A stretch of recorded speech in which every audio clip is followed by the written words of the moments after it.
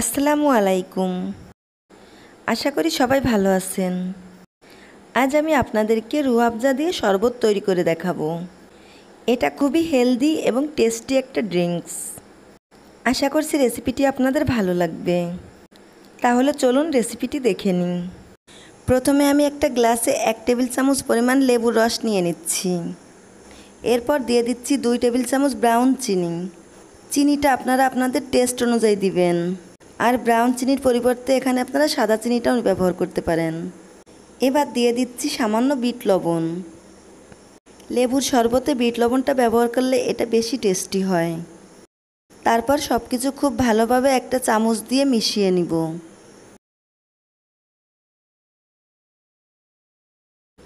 এবার দিয়ে দিচ্ছি 1 গ্লাস ফ্রিজের ঠান্ডা পানি।